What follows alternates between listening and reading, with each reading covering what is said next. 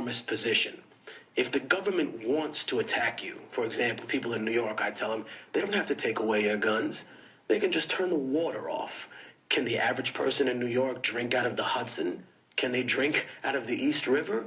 No. They control every other resource about your life. And that's why they want you so dependent. Guns are kind of the vestigial sign of one of the last freedoms we've got, and I could go through the issues of... No. Also, my, not to interrupt you, my big shout out to my friend Dave Gomez, Chief Warrant Officer. We had this conversation, and I said, what good would, light arms like an AR-15 be against a division of heavily armored troops that came in? Like, in other words, what good would your pea shooters be? And he said to me, it's working really well for those people in Afghanistan. They don't have advanced weaponry.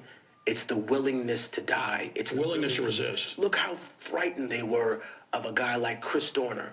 One man, regardless of whether you or I think that story is true or the public does, one man, he wasn't armed with bazookas and tanks. The police were so scared they shot up multiple innocent people, were hyperventilating in fear, and then said, we're going to burn it down, burned it down, right, and then told us you didn't hear that. And anyone that would dare to question whether the government was corrupt or not, or whether his position was right, is automatically painted as if they support murder, right? The reality is this: when you kill someone without due process, that's murder. The cops basically went in there and murdered him.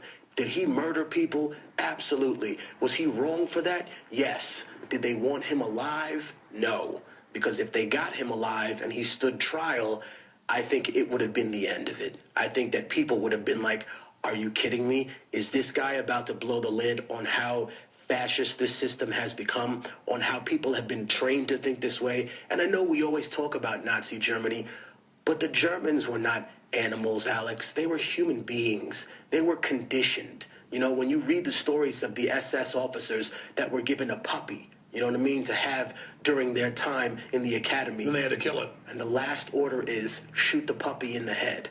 Unflinching, absolute loyalty, unquestioning to what they think is the republic, to what they think is what is supposed to be the... And it was done by increments, just like we become so evil by increment. A little bit more, right. Rationalize, give into it, and pretty soon... Which is why I was happy to hear...